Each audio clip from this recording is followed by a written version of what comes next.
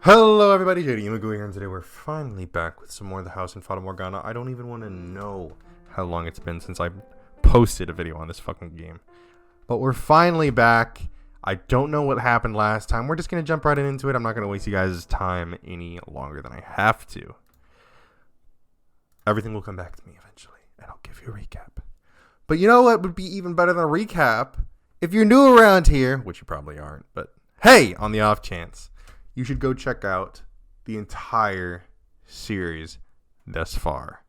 Also, you should, just in general, if you're a general viewer, you should just go ahead and check out all the other series on this channel because they're all really great. And I think they all deserve some nice, tender love and care. But we're not going to finish this game by sitting here. So let's go ahead and do it. All right, what did we miss? Could I believe her? Could I have faith in her wonderful future? That she would always be there with me. That we would return to the estate and finally move on with our lives. That together we could create a future. No, that wasn't a question. I wanted to have faith. I wanted to believe as much as she did. I wanted to believe that even if I was gray, I could have a normal life together with her. She'd rescued me from the depths of hell. And now, I wanted to make her happy. After taking that step in our relationship, I made numerous attempts to reveal the truth about what I was. But every time I tried, sharp pain gripped my chest and my words faded into nothing before they could reach my lips. I knew that if our relationship were to continue, I would have to tell her eventually, but merely imagining her face twisted in disgust nearly crushed me. She was everything to me. And so, as we were prepared for our departure, I decided it was time to make some changes. It was time for me to break out of my rut. And what happened next depended largely on whether Mother and my brothers were willing to accept me as a man. The course my future took was in their hands, and their hearts. If they couldn't accept me, then I couldn't return home. I prayed from the bottom of my heart that things would turn out for the best, that my family would accept me for who I was, and that they would accept what I had with Giselle. I decided I would tell Giselle everything after I received their responses, and I hoped dearly that she would join me, wherever I ended up. I couldn't provide Giselle the same kind of happiness a normal man could, but if she and my family accepted me, I would do anything I could to build a happy family with her in my own way. Alright, I'd quickly like to throw in here, I have a kind of a correlation with this. So recently I've been reading some Ernest Hemingway books, as per my classes at school have dictated, and they actually kind of have very similar-ish storylines to this. With the whole thing of like, I guess like self-identity and gender roles, stuff like that. The kind of turn that this game has taken it's kind of reminded me a little bit of those books. Just something I thought I'd throw in there. Let's see. I would do anything I could to build a happy family with her in my own way. And so, what I wanted to point out with that is that sex was a big thing. Okay, it's getting a little ominous, but anyways, sex was a big thing in those books, and sex in those books really held a lot of weight. One of those things where it's like, if you can't have sex, it's almost as if there's this void in a relationship, and I do think that that's true in a very large way, that you can't, for most cases, you really can't have a whole feeling relationship without there being a sexual aspect to it. So it's kind of a thing where it's like, that would be a really big deal for both of them when it came time to actually do the deed, because Michael wouldn't be able to follow through on it, essentially. But I just wanted to throw that out there. And so, I sat down to write. Dear Mother, there's something I wish to tell you, something that means a great deal to me. So I ask of you, please hear me out. And I ask of you, please accept it. Mother, I no longer bear any resentment for my present lot in life. Nevertheless, I would ask of you to concede one thing, that I was never cursed, that I was always your son, that I'm Michael, not Michelle. I've found someone whom I care for dearly, a woman. and I love her with all my heart. I would like to spend the rest of my life with her. I do not wish for much, simply to have a quiet life with her. Jesus, this game is loud. I forgot how loud this game was. To go through our days together, man and woman. That is the one thing I want. Mother, I know you're aware that my body is no longer female. I am a man. My heart is male. And I ask of you to please accept that. I have no grudge with you. In fact, I am incredibly grateful to you for bringing me into this world with love, your dear son. But rather than a reply, I received a visit from knights ordered to kill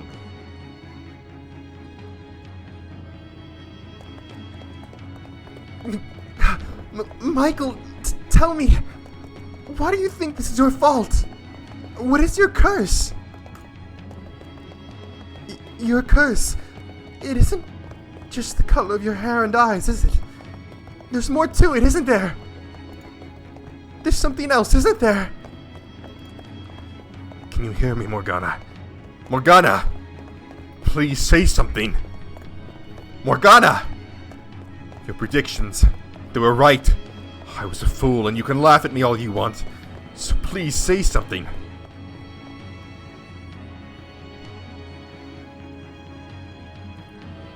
Death! Death to the Unholy One! Death to the heretic! Death to the witch! Why won't you answer me, Morgana? Why can I not feel you there beside me?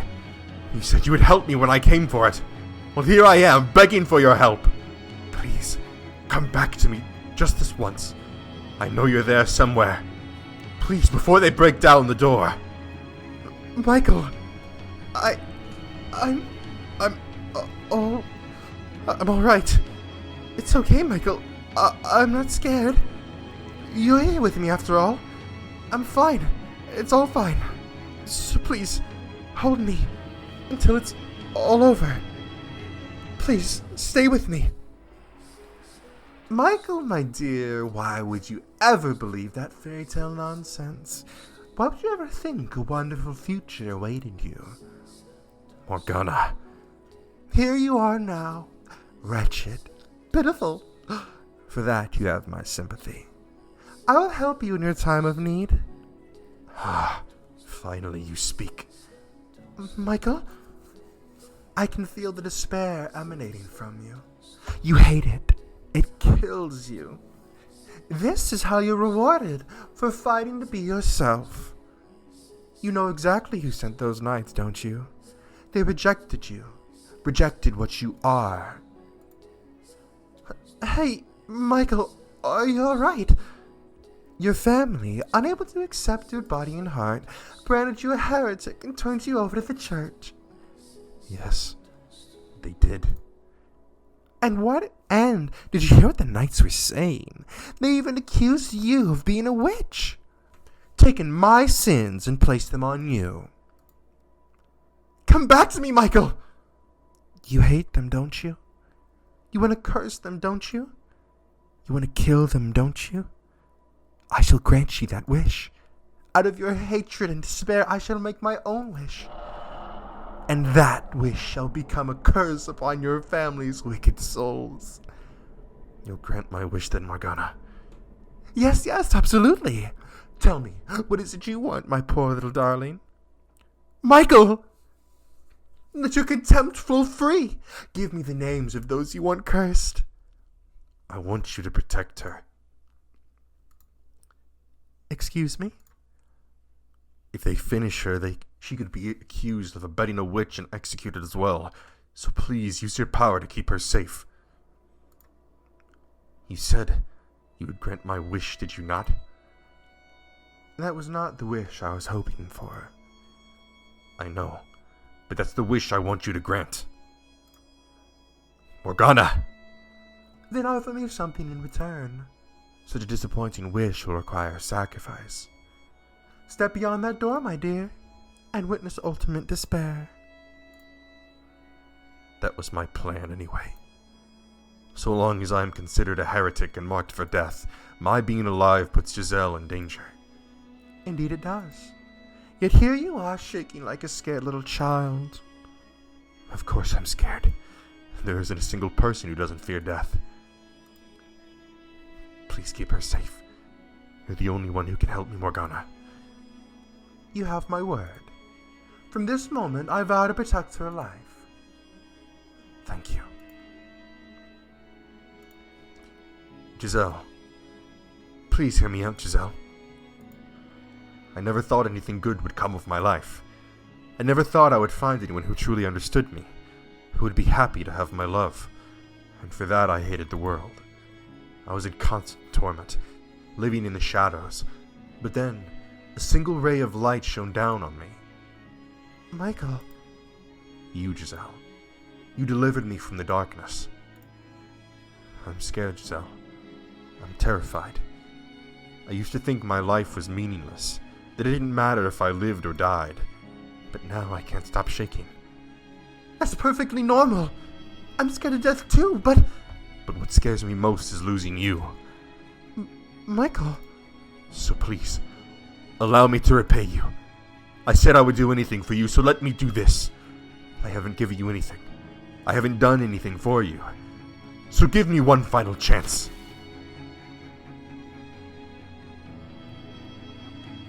Michael!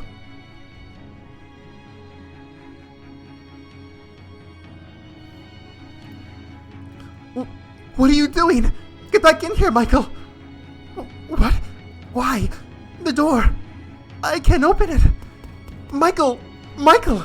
What did you do to the door? I guess you really can perform miracles, Morgana. I don't want to lose you either! I know that by doing this I'll bring... Oh wait, I know that by doing this I'll bring pain, Giselle. But I can't make you happy no matter how hard I try. And I realize that now. Say something, Michael! You're out there, aren't you? Please, please don't do anything rash. They're going to kill you if you're out here. Giselle, the witch told me What? she would ensure your safety. Michael, she isn't real. There is no witch talking to you. It's all in your head. A figment of your imagination created to alleviate your loneliness. Rest assured, she does not lie. Michael! I pray that someday she'll be able to get past this, to move on with her life. She needs to know that's what I want. I have to find the right words. I'm pathetic. My voice is so shaky. Please listen. You're a wonderful woman, Giselle. Spirited, true to yourself, deeply sympathetic. You are not to blame for how difficult your life has been. Most of the fault lies with me and a bit of bad fortune. But that's all behind you now. Once this is over, you can start anew. What are you talking about? So survive. Live a good, fulfilling life. Move past this. Live your life and always love your family. I know you can do it. That is my wish for you. No, I don't want that. I want to be with you. No one else but you. I don't want to let you die. There it is. Death to the heretic! Death to the heretic! Death to the heretic! Get back in here, Michael. Open the door. If my choice is to live on without you, I'd rather... Your scars will heal. You'll find a nice man and have a wonderful family. Why? Because you have a good family. You have a mother and a sister who love you. If you were to be executed here with me, you would be marked a heretic as well, and your family would be condemned. I don't want anyone else to suffer that kind of disgrace, but I can't tell you any of that, because I don't want you looking into why I am a heretic. So this is where we part ways, Giselle. Thank you, Giselle. Oh, fuck, what do you think? For bringing light to my world. Don't say that! The year we shared together, and the months since our relationship blossomed, have been the brightest days of my life. But if there is a next life, I hope you don't mind if I pray that we're able to meet again. In this time, that we can find each other once more in another world, in a body that better suits me. Michael! Michael. I thought I was prepared. That I was doing something good, something I could be proud of. That I would give her my life with a head held high. But it wasn't long before I realized what that witch had meant. What she had warned me about. When she said ultimate despair waited beyond this door.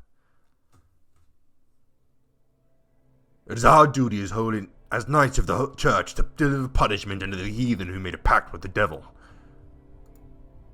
You are sentenced to death, your body to be hanged upon the cross for 3 days and 3 nights, wherein your unholy flesh shall be purified by the fires of heaven. Why? What are you doing here? I stared up at the night, eyes wide, for the voice from within the helm, Didier, belonged to my elder brother. He shall now be executed. Do you have any final words? I knew well enough that Mother was not in her right mind, and while her refusal to accept me had hurt, at the same time I had somewhat expected it. It made sense to me. In her madness, Mother had declared me a heretic and reported me to the church. But Didier...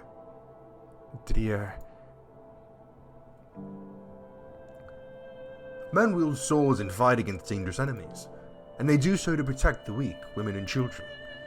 I am here to protect you and your mother. What are you doing here? Why are you pointing your sword at me? Are you smiling behind that cold steel helm? Frowning? Or staring expressionlessly? Though your transformation was too much for Mother and Father to accept, with enough time everything will go back to the way it was before, just like it did for myself and Georges. None of this was your fault. It was all unfortunate timing. You said that it would all go back to normal eventually.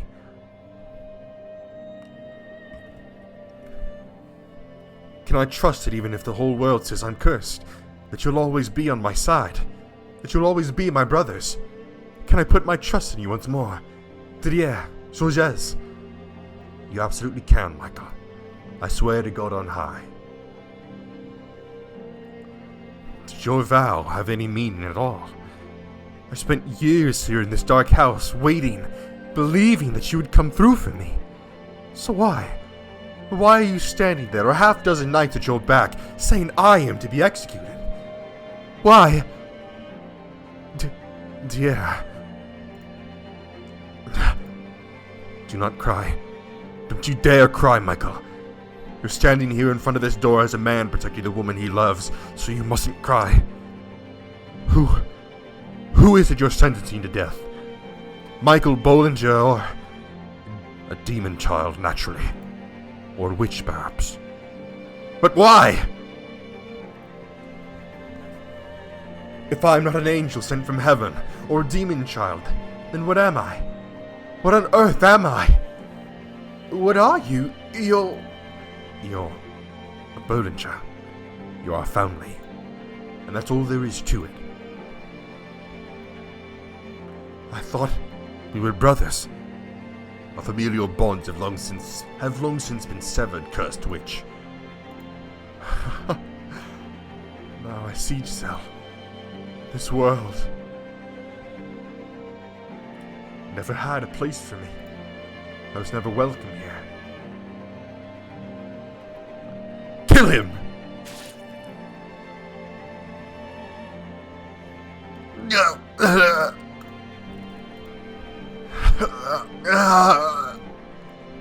So many blades pierced my flesh.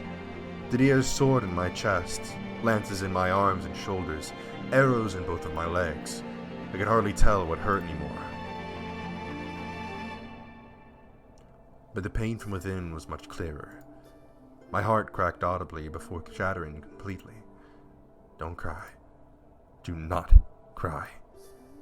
Tears would only make me more pitiful. So don't you cry, Michael. Don't cry.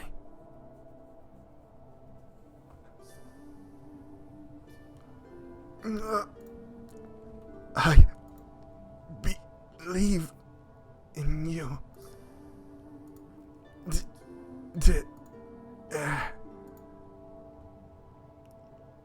Didier, when I was younger, I idolized you. Those broad shoulders, muscular arms, gentle eyes, everything you said. Your simple but pure desire to become a knight. I thought if I could be like you, then I could be proud of who I was. Though that may have faded somewhat after being locked away for so long, my adoration for you never went away. I thought of you, of everyone, would accept me for who I am. And I thought you would celebrate my relationship with Giselle. That you would put those big hands on my shoulders, a smile on your face, and say, I'm happy for you. That you would welcome her into the family. That we could go on outings together on cloudy days, and maybe she could make something for us. She's a pretty good cook, after all. Georges would rifle through the basket before lunch, and Didier would scold him. I would be there watching, a proud smile on my face. As unlikely, as out of reach as I knew it was. I still dreamed of a life like that. I had the faintest hope that when we saw each other again, that dream might come true. Didier, I put my faith in you.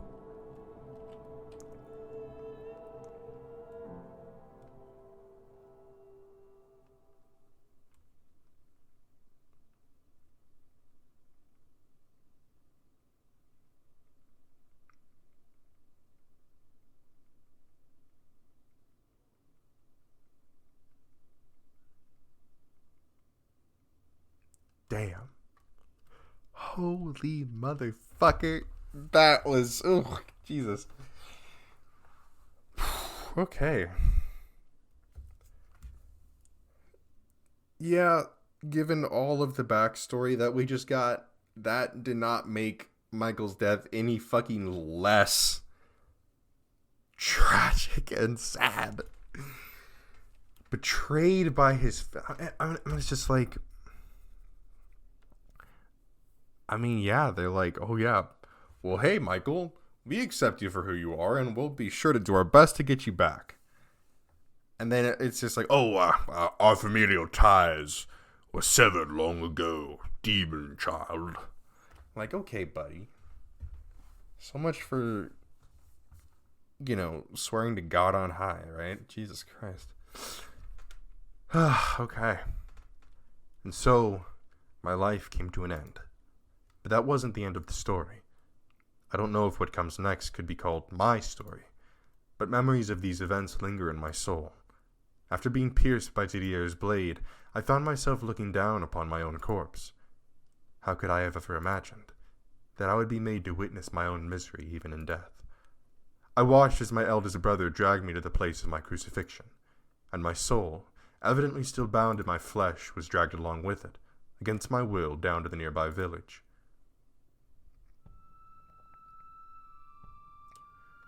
The knights! The knights have returned from their holy quest! Oh, how we waited for your arrival! How glorious it is to see you! Waiting for us there was a cluster of villagers. A large cross lay on the ground in the center of the square. Holding torches, they formed a crowd around the knights, several of them familiar faces. The men who had come to ransack the mansion were standing there, staring at my body in awe. Ah! The Lord's judgment has been delivered unto the witch of the cursed mansion by his holy servants. No longer shall we live in fear of the curse befalling us. Eternal peace is assured. We have assembled all the tools you need to execute your divine mission. A cross befitting of such a heinous sinner. That witch threatened to curse us, sullied our pure ears with its blasphemy. I had done no such thing. I hadn't cursed anyone. I'd merely been defending myself. They had been armed and outnumbered me, so I had said what was necessary to chase them off. Our poor harvest and our suffering at the hands of the greedy Lord were all the work of the witch. Why then were they acting like I was at fault? Why was I the sinner, and why did I need to be judged? My soul trembled at the overwhelming fervor consuming the crowd, their zealous desire to see judgment cast. So I prayed. I asked God to grant me the smallest of miracles, to let my voice reach my brother who carried my body. Please don't do this, Didier. Please hear my voice. You know me better than that. You know I've done nothing wrong. Those men smirking at the sight of my body. They're the ones putting the blame for their sins on me. Please tell me you at least don't think I did those things. Don't put me on that cross. If it was Mother who sold me out to the church, then surely you can give me a respectable burial. The nails are wrote for the crucifixion, I hear. We would have you, O knight, deliver the Lord's judgment out of this vile witch. Didier, why do you say nothing? Why do you accept the tools this man presents to you? Tools meant to punish me. Tell me, Didier. Crucifixion! Crucify it! Crucify the witch! My brother lowered my corpse to the ground and began removing my clothing, and in that very moment I realized the purpose of hanging someone from a cross. Overwhelmed by hopelessness, tears streamed down from my face. Please, anything but that. I'm begging you. Don't expose me to these people. Don't expose my body, Didier. I'm begging you. Don't do it. But of course, my voice had no way of reaching him, and he proceeded to remove my clothing piece by piece, until I was left fully nude. For a brief moment, an unpleasant silence spread through the crowd. The erratic crackling of their torches was the only sound that could be heard in the square. And then, with a mocking laugh, one man spoke. Ah, so there it is, the devilish creature.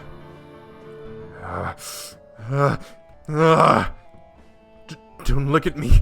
Please, look away. Or just get it over with and burn me now. Burn my body, please. One simple thing was all I was missing. I had a frame like a man. I lacked the breasts of a woman. My heart was male.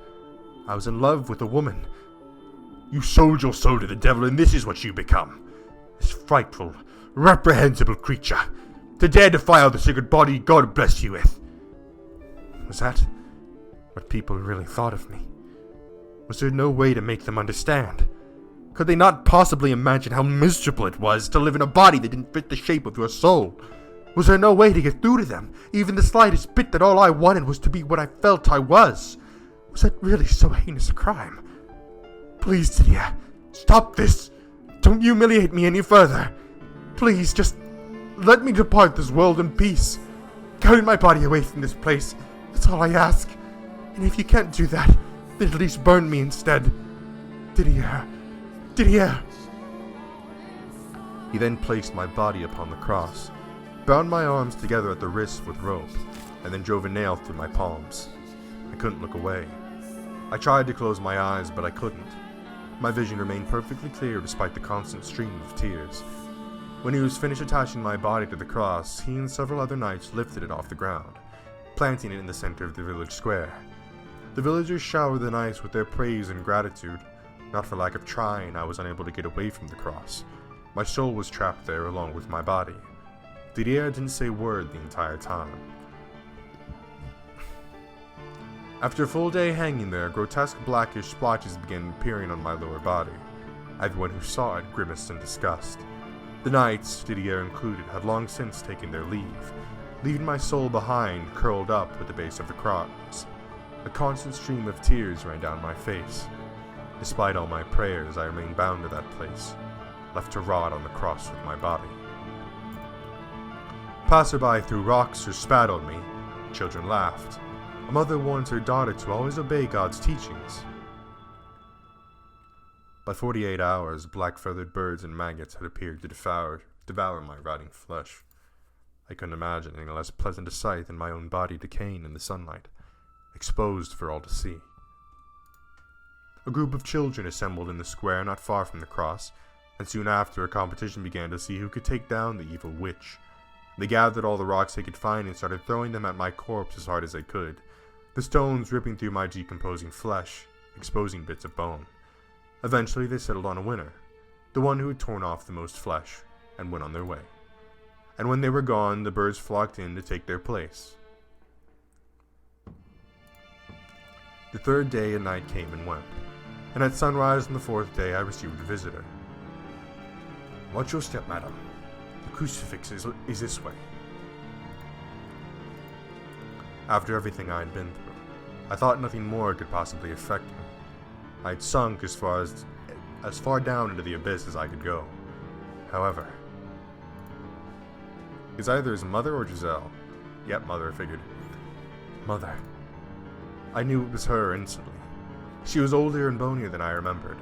She had bags under her eyes, so dark they looked like bruises. Her once lustrous blonde hair had faded almost white, but I would always recognize my own mother. What are you doing here, Mother? Father. In the 13 years I had last heard Mother's voice, it had grown raspy and weak, but there were still distinct traces in it of the woman who had raised me and who had stayed at my bedside when I was sick. Though I lacked the physical body, I still felt a deep, piercing chill at the sound of her voice. Father, this is not my daughter. I did not birth this accursed thing. No, I am a victim. For years I suffered at the hands of this witch. She stole my daughter away from me, tormenting me, endlessly tormenting me, trying to ruin me. A demon. You're a demon. Mother, I despise you, you foul, hellish monster. I loved you. You took everything from me. I could never bring myself to hate my birth mother. I feel nothing but revulsion for you. I loved you. An eternity in the fires of hell would be too good for you. I often disagreed with the things you said and did, but I still remember the feeling of your hand in mine as I lay sick in bed. I have absolutely no relation to this demon. I kept writing you letters, kept pretending to be a girl for you, because I didn't want to hurt you. This is not my daughter. I couldn't stand doing it. Whenever I sat down to write one, I came out a horrible wreck, even worse off than before. But even so, send this monster straight to hell. I didn't want to break you, Mother. Oh, what did he say? I didn't want to push you any further off the edge. Quickly, set me free of this thing. But I suppose I still did end up breaking you. Please, be at ease, madam. The Lord has heard your prayers. He wants you to cast the demon into the cleansing fires. He wants you to show him that, as you say, you have no relation to this unholy thrall. Gladly, gladly! I'll gladly send this vile creature to the deepest pits of hell with my own two hands. Her eyes swirling with every hateful emotion imaginable, Mother took the torch from the priest and tossed it into the pile of straw spread around the base of the cross. The flame cackled as it spread upward, consuming my body and filling the square with the putrid stench of burning flesh. Through the cloud of smoke, I could see a faint smile on Mother's lips. Mother, I'm so sorry. You had given birth to me. When the inferno had devoured everything, and the cross itself came crumbling down, my soul was finally released from that place. Or rather, I suppose it more shattered. The things I saw, the things I was made to watch, were harrowing. Morgana had been right. The anguish that came after knowing happiness was much greater than anything I had felt before. It eroded my spirit, drained me of the willpower to bear the sight of the world after death. But rather than give in to hatred like Morgana had, I despaired of myself. I didn't curse or bear a grudge against anyone. I prayed for my own extinguishment.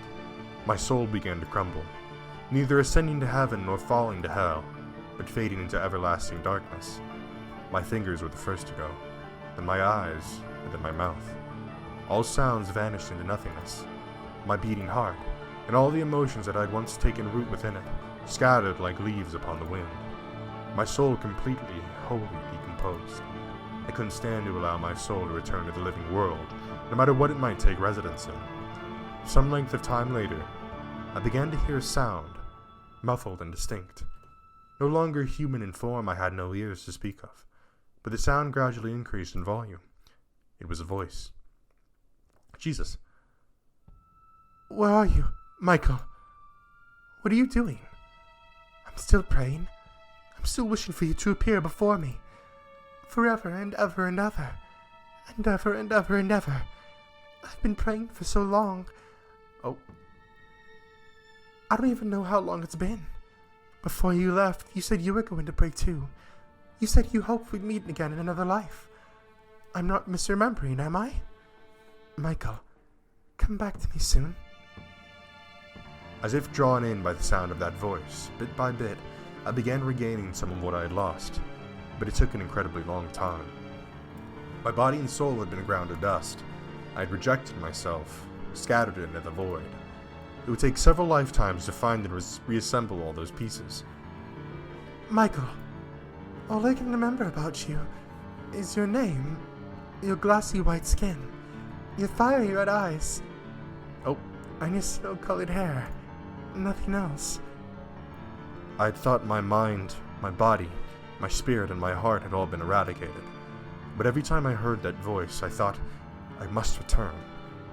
Well, thought is perhaps inaccurate. It was not so much a conscious idea as an instinctive force.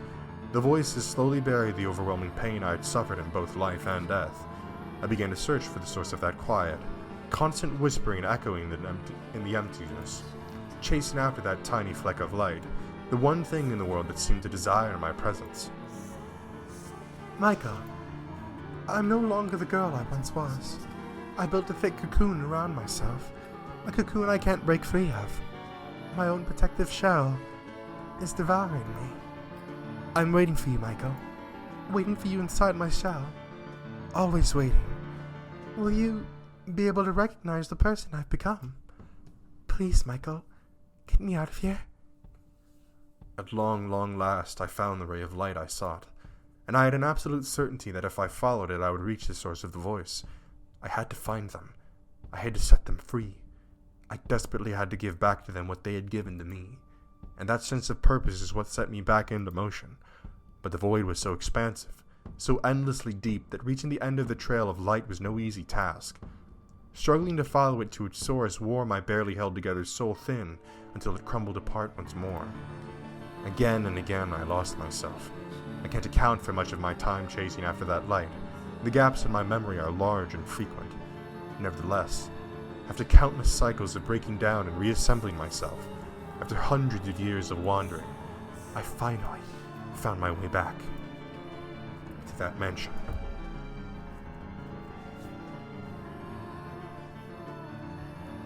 And when the two of us had our long-awaited reunion, neither of us were our old selves any longer. In my endeavor to return, I had worn my soul down to almost nothing. I was but a vague shadow, completely devoid of memories. And that was the beginning. We met each other anew, lost and broken, devoid of life.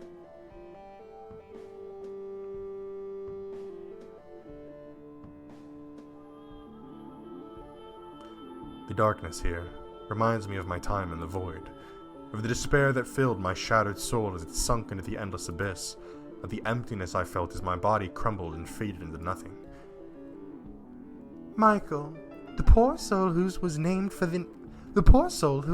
an angel and born with a curse, made to bear an unfairly cruel fate.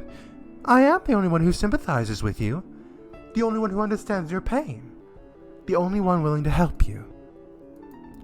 I'm sure you're not feeling particularly fond of me right now. Not after I made you relive the past you so wanted to forget. Every moment of that despair.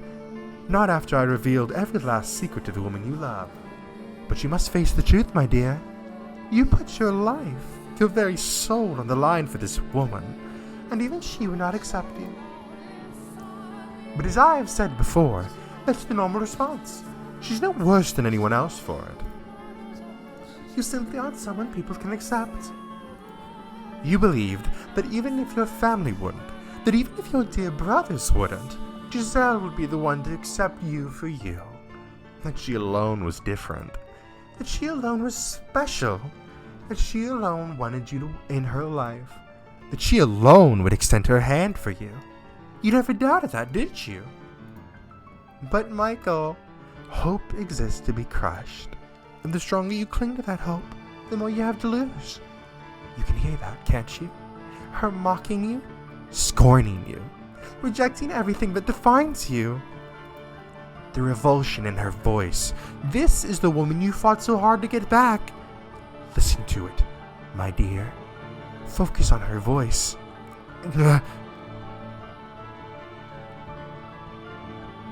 Disgusting. Disgusting, disgusting, disgusting, disgusting, disgusting. Ow, fuck my eyes.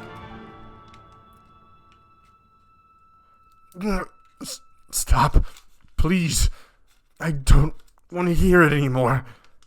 Make it stop. Can you blame her, though? For hundreds of years she waited, trusting you. And you came back to her a woman more than once. If you think about it, you betrayed her first. No, stop. Don't. I didn't. Tell me, what was it like? How did it feel to be born and live as a woman? You spent your life insisting you weren't a woman, and yet your soul chose a female body to return in. All those gaps in your memory were from your lives as the white-haired girl. No. First, there was the kind, mild-mannered, flaxen-haired boy. You, a woman, and he, a man, were joined in love. And then there was the deranged man-beast. By exposing your female body to him, you were able to temporarily contain his madness. And finally, there was the man obsessed with money and power. You were his wife, ever faithful, waiting patiently for him to remember his love. You put your faith in the wrong person's love. How can you expect her not to be disgusted? She was forced to watch again and again as the man she loved was reborn as a woman and had relations with other men. Would you like to know what you're doing right in this moment, Michael? You're crying. Crying as you've done so many times before. Those tears, they wash away your dignity.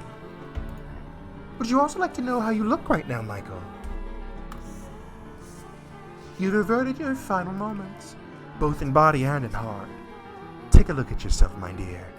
Your body, incomplete, only partially male. The wound is still fresh and raw, pierced by your brother whom you trusted completely, and the knights whose ranks you dreamed of joining. Even now your blood still flows from those wounds.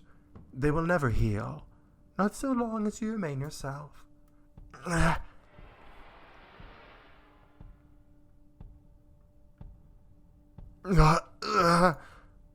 It's not pleasant, is it? It hurts quite a bit, doesn't it? I did not inflict those wounds on you, though. They are your own, and no one else can erase them.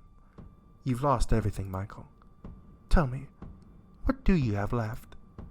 You were robbed of your pride, your dignity, your life, your identity, and your very existence. And the love you thought you still had. Well, she's gone and left you behind, too. And still you refuse to curse anyone. Why do you not take what you deserve from those people who stole everything from you? You have every right to vengeance, and I'm offering you the means to have it. Curse them, my dear. I cannot curse anyone. You disappoint me, Michael. But if that's what you want, if you won't join me in my hatred, then so be it. I'll accept that we're not as similar as I had once thought. And as much as it pains me to do so, I will release you. I'll even wish for your reconstruction into the body you desire. You shall descend into the mortal realm as a human man, never to set foot in this cursed mansion again. Imagine it. After waiting for so long, you'll finally be able to obtain the body you so desperately seek, to have a wife and create a happy family of your own. Wouldn't that just be lovely? I'll make that wish for you, my dear. You can have that life. All you have to do is walk out the door. It's that easy. Just let go. Let it all go, Michael. I...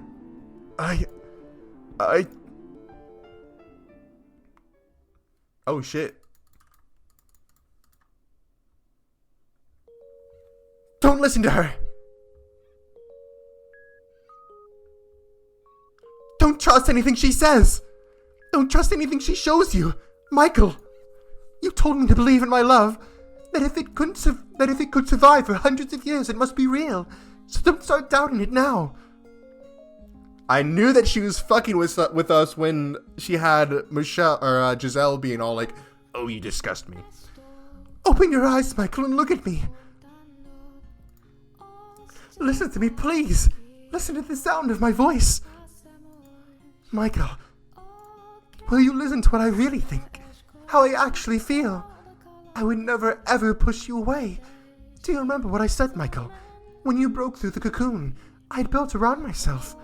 I said that I would never come to hate you. I still stand by that. My feelings haven't changed in the slightest. It doesn't matter what kind of past you had, or what kind of secrets you kept. I still love you. You accepted me, Michael. I spent hundreds of years trapped in this place, watching as tragedy after tragedy befell its residents, slowly losing my grip on myself until I had been twisted so far I could tell them like stories with a cold smile on my face. Despite what I had become, you still took my hand. You still said you loved me. No matter what horrors you've experienced, I will always and forever take your hand. Michael. Giselle, please have faith in me, Michael. Don't believe what some delusion says. Believe me. Believe the real me. You have it backwards, Giselle. The truth is, I never once doubted you. What? I never doubted your love. Michael. I despised myself. I hated that I was so weak I couldn't even bear being rejected by a phantasm made to look like you. I didn't want you to see me like that. I didn't want you to know I was so weak. To see my past. To see me now. A pitiful, unsightly mess. I couldn't stand the thought of you seeing any of that. If only in your memories, if only for you, I wanted to be gallant, to be a man. I wanted to be the man who never cried, who never showed weakness, and who died trying to protect you. I didn't want you to know that I was so weak, that I was such a sad, frail person, and not even a real man. Michael, I didn't want you to see that. Morgana was telling the truth. I opened the door to our past in order to bring you back, but that wasn't the whole story. I kept details about myself out, things that would make me look bad. There's no one as shameful and reprehensible as me. No, Michael. There's no one in this world as admirable as you. You remained true to yourself to the end, no matter how bad things got. Day after day you fought all alone, despite being put through hell, yet you chose not to curse those responsible. Only once did you ever consider cursing someone. Your father. I remember that day well. I was too stupid to realize it at the time. But you did that for me. The one time you ever wanted to curse someone was for me. Give yourself a little more credit. You did perhaps come off as a bit inscrutable, but deep down you're truer to yourself than anyone. Your motivation's simple and pure. Your heart full of kindness. You know that you're a wonderful, admirable man, Michael. Be proud of who you are. That doesn't change how much suffering I've put you through, Giselle. I was the white-haired girl. The girl in the portrait. That was me. It was all me. I came back more than once, showing up a woman then disappearing again, hurting you, completely unaware, pushing you away, leaving nothing but tragedy in my wake. I'll never forgive myself for what I did to you. Have faith in yourself, Michael. Follow your heart. I know it was a secret you didn't want revealed, but for me, I couldn't be happier to know the truth, because it shows just how incredibly you love me. And not only in life, the hundreds of years I spent trapped in this mansion, you spent searching for me. In that vast, empty, hopeless void, you heard my voice. Your love guided you to me. When you lost everything, your love for me still lived on. Even as it tore you apart, you kept fighting to make it back to me. A few blanks in your memory don't account for how someone so fiercely determined could suddenly become a completely different person. But, Giselle, how am I supposed to believe that? How am I supposed to believe that wasn't me, when everything about us is exactly the same? You're not the white-haired girl, Michael. Have faith in your own heart and the things you stand for. Have faith in your true self, in the person you are, the shape of your soul. You were never the white-haired girl, and you will never be. Remember when you first arrived at the mansion, Michael? I took your hand, and together we watched dozens of different lives play out. Were your memories anywhere among them? It wasn't behind those doors that you found yourself, but in the remnants of the months we shared here. Was the white-haired girl anywhere in your memories? You are Michael, no one else. But that doesn't change my body. I know you, Michael. I know who you are deep down. I love you from the bottom of my heart, and I want you to understand that. Oh, what'd she say? To know how I feel. Though we only shared our love for a month in our life, it was enough for me to wait hundreds of years for your return. And you fought with everything you had to make it back to me, to get me out of here. You are the greatest man I've ever known.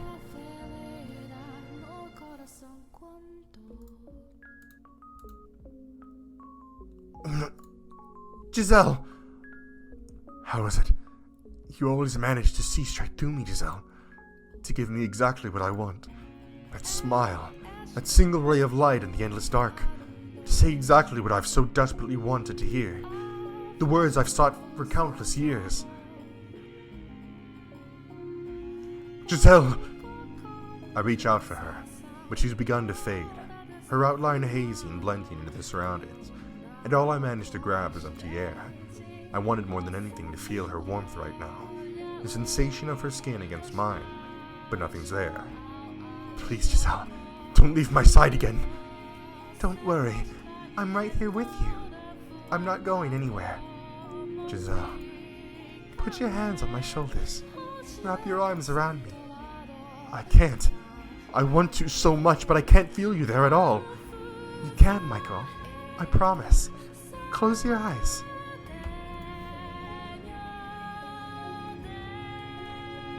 Now reach forward slowly. You can feel me there, can't you?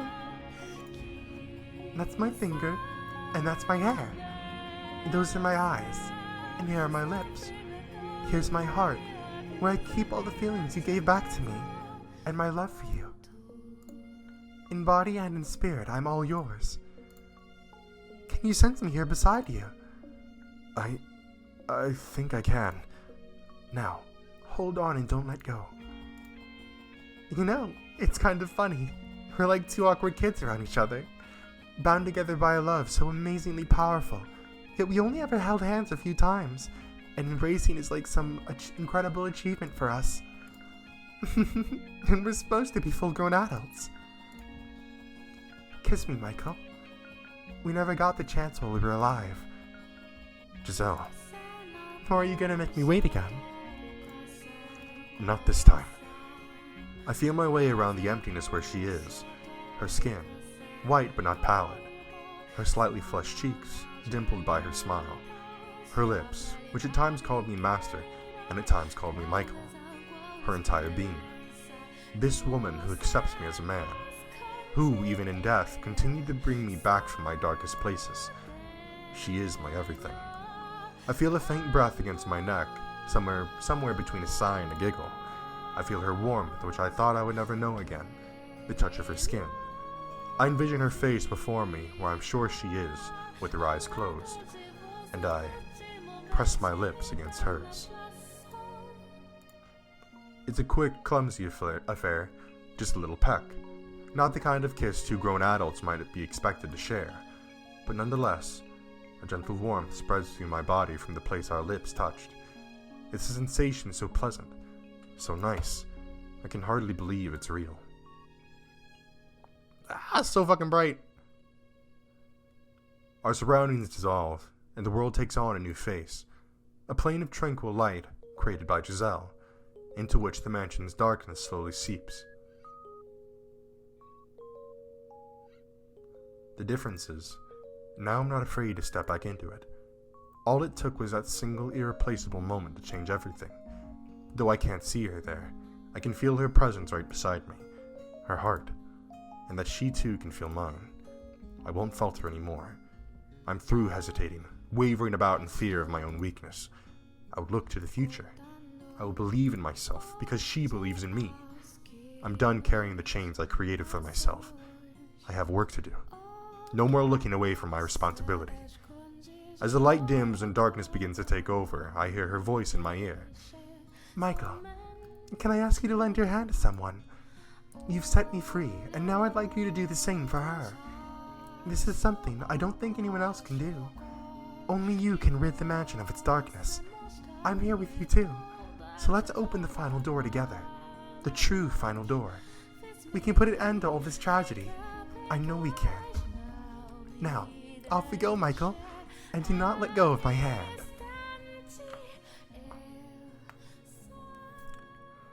Alrighty. Well, I assume we're now moving into trying to set Morgana free. But we are going to go ahead and stop it right there. Return to the entrance. Yes. Okay. So we've finally gotten through all of this shit. Oh my god. After all of the suffering, death, betrayal, and heartbrokenness, we have finally reached a stable emotional state. And now we're setting out once and for all to try and take down Morgana. Wow. Okay, let's throw a few things out there. So for one, my theory a while ago that Giselle's like saying disgusting was just an illusion created by Morgana. Obviously that's confirmed now. So that's no surprise. I really did kind of like expect that from Morgana of all people. I also really wouldn't be surprised if the white-haired girl actually wasn't Michael being reincarnated. Of course, it could have been. But then, at the same time, it's like, but it might not have been. Right? It totally could have just been Morgana fucking with us. But, yeah, a lot of, like... Man, wow. I'm kind of, like, lost for words right now just because, it's a lot to take in. This fucking game is very emotionally, like, heavy, dude. I did not at all expect this game to be so, like, heavy. I expected it to be, like, horror-esque mystery kind of stuff. I didn't expect it to have, like, such weight to it. But I'm very pleasantly enjoying it, and I think I've said this a number of times in this specific series, but I think we're finally reaching the very last end stages of this. So I don't know exactly how much more we have left to go, but I do know that we're definitely like in the actual end game now. You know, the true final door. So thank God for that. It'll be honestly, if I'm being completely real here, once this game wraps up, it'll be very like melancholic. I'll feel goddamn happy that this long fucking series is finally coming to an end. But obviously, I mean, you don't come across a visual novel of this kind of quality all the time. But obviously there are more games in this series that we're definitely going to be playing eventually. But yeah, for right now, that's going to be it for this video. I hope you guys enjoyed. If you did, make sure to leave a like on the video and tell me in the comment section below what you'd like to see me playing next. If you enjoyed this video or any of the videos or series on my channel, then I highly recommend that you hit the subscribe button and turn on post notifications so you'll be notified when a new one of those videos comes out. Anyways, that's it from me. And I'll see you in the next one. Peace!